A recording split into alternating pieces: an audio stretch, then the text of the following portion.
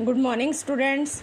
बेटा जो मैंने आपको पार्ट फर्स्ट राख की रस्सी रिवाइज करवाया था, आज जो वर्कशीट मैंने आपको सेंड किया अब हम इसे सॉल्व करेंगे। पार्ट एक जो राख की रस्सी है वो मैंने आपको पूरा अच्छे से दोबारा से समझा दिया है, जिससे ये वर्कशीट के जो क्वेश्चन आंसर है हम इनका जो आंसर है वो बहुत जल्दी से दे सकते हैं। तो आइए हम पहला अपना प्रश्न देखते हैं। लोनपोगार किसके मंत्री थे? देखिए 3 ऑप्शन हैं हमारे पास, सोनगवसेन गाम्पो के, सोनसेन गाम्पो के, शूरसेन गाम्पो के। इसमें जो सही ऑप्शन है हमें उसे टिक करना है। तो सही ऑप्शन है बेटा सोनगवसेन गाम्पो के मंत्री थे। अगला प्रश्न इसी से संबंधित है। सोनगवसेन कहाँ के राजा थे? कश्मीर के, तिब्बत के, लद्दाख के। तो मुझे लगता है इस क्वेश्चन का आंसर तो सभी बच्चों के पास होगा, क्योंकि पहली लाइन में ही इसका आंसर है तिब्बत के। तिब्बत के 32वें राजा सोनगवसेन के मंत्री थे। कौन? लोनपोगार। लोनपोगार किसके लिए मशहूर थे? क्या चीज़ थी फेमस उनकी? अपनी चालाकी और हाजिर जवाबी के लिए, अपने कपड़ों के लिए, मंत्री बनने के लिए। तो इसका भी आंसर सभी को पता होगा कि वो अपनी चालाकी और हाजिर जवाबी के लिए मशहूर थे। अगला प्रश्न है बेटा, लोनपोगार के लिए चिंता का विषय क्या था? अब वो चिंतित रहते थे, किस बात को लेकर चिंतित थे वो? उनकी तबीयत को लेकर, उनका बेटा, उनकी भेड़ें। तो सही आंसर है बेटा उनका बेटा उनकी चिंता का विषय था। अगला प्रश्न देखते हैं, नेक्स्ट पेज पर चलते हैं बेटा हम अपने। देखिए अगला प्रश्न है, लोनपोगार का बेटा कैसा था?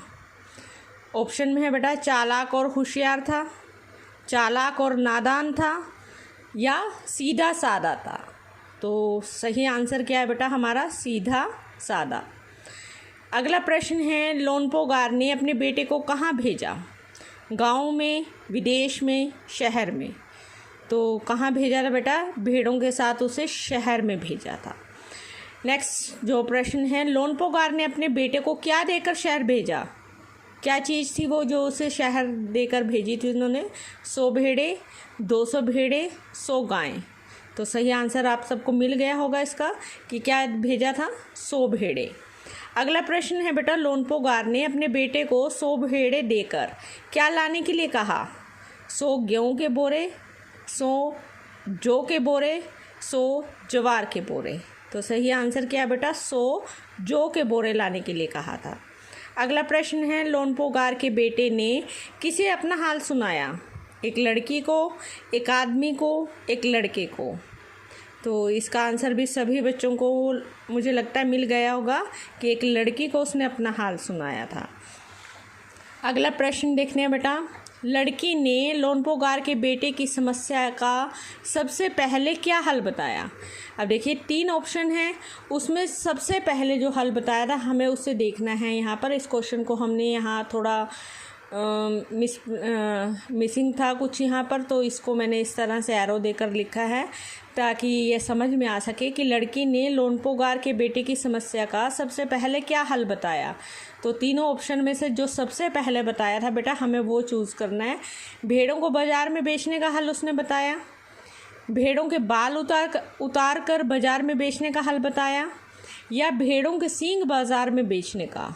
तो मुझे लगता है कि इसमें जो सही ऑप्शन क्या है बेटा, भेड़ों के बाल उतार कर बाज़ार में बेचने का जो हल था वो उसने सबसे पहले बताया था, उसके बाद उसने दूसरा हल बताया था उसे।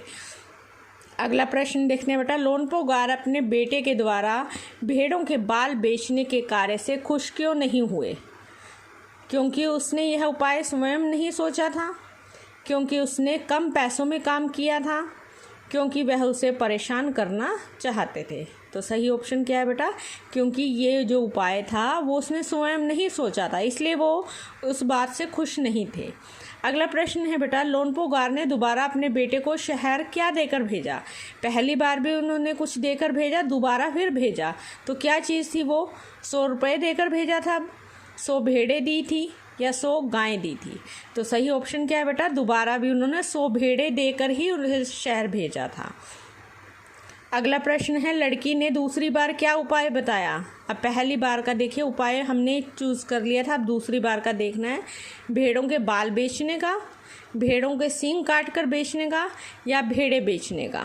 तो देखिए तीनों ऑप्शन दोबारा से रिपीट हो रहे हैं, तो हमारे पास चूज़ करना है कि हमने पहले क्या उपाय किया था कि उसने भेड़ों के बाल बेचने का उपाय पहले कर लिया था। दोबारा उसने भेड़ों के सींग काट कर बेचने का उपाय बताया था। भेड़ें तो उसने बेची ही नहीं थी बाज़ार में, उसने तो 2 बार उपाय बताया, पहले बाल बेचे फिर उसने सींग बेचे थे। तो सही ऑप्शन हमारा ये वाला है। अगला प्रश्न है बेटा, लोनपो गार ने लड़की के पास क्या संदेश भेजा?